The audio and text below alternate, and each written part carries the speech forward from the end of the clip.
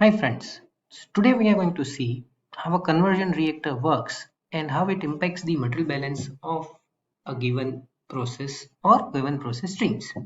So let's say if we are burning ammonia to produce nitric oxide, right, where we react ammonia with oxygen to produce nitric oxide and water at 25 degrees Celsius in 1 atmosphere. We are adding 5 kilomole per hour each of ammonia and oxygen, and we are saying that oxygen is converted to 50% of the its initial amount, and we try to see that how the conversion will impact the final molecular flow rate of all the exit components, right? And we are assuming that the reaction is taking place at like adiabatically, so that is the thermal requirement of the reaction.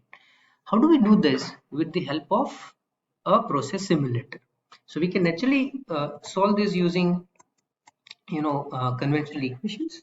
They are fed in the simulator and we can solve it. So in this particular flow sheet, I've added the components: ammonia, oxygen, nitric oxide and water. You can select any component from here and you can add them. So I've already selected those components, and then my next job is to create the basic flow sheet. So I'll take a feed stream, I'll take a product stream, and I'll take the stoichiometric rate. So I'll connect the input and output, and I'll first define the process stream.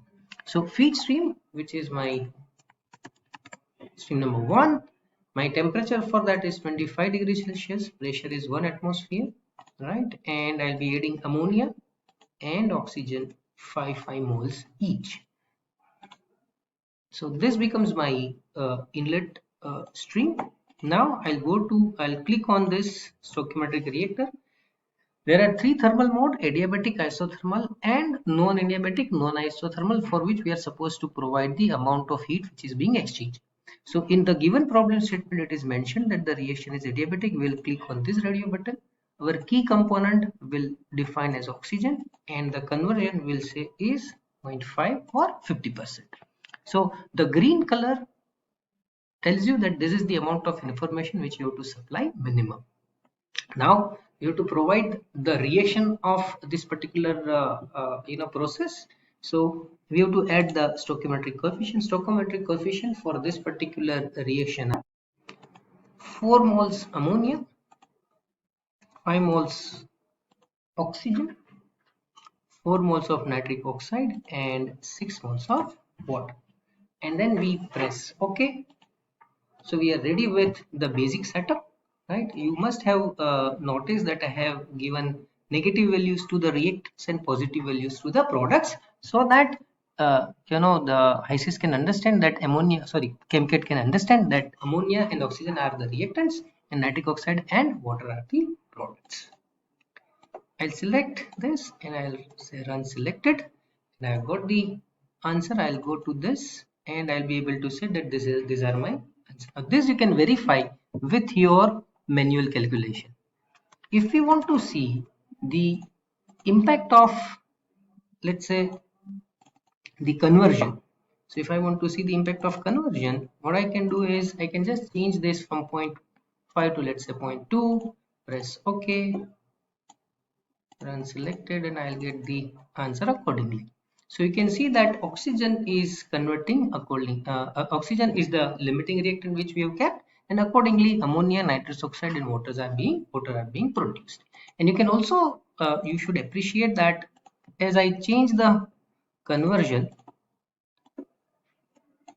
and I press run selected, we can see the temperature here. Since we are keeping the reactor in adiabatic mode, that means we are not removing any energy.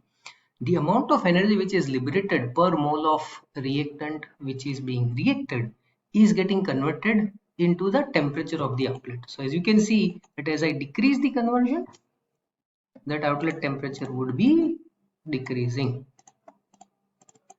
So from 1100 it has went down to 716.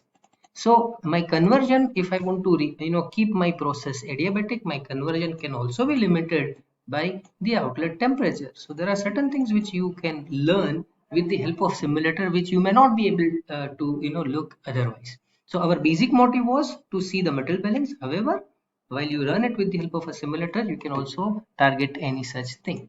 Fine. So I hope this particular video would help you to understand how to perform basic conversion reaction with the help of ChemCAD, and how can we understand the basics of metal balance with the help of this. Thank you.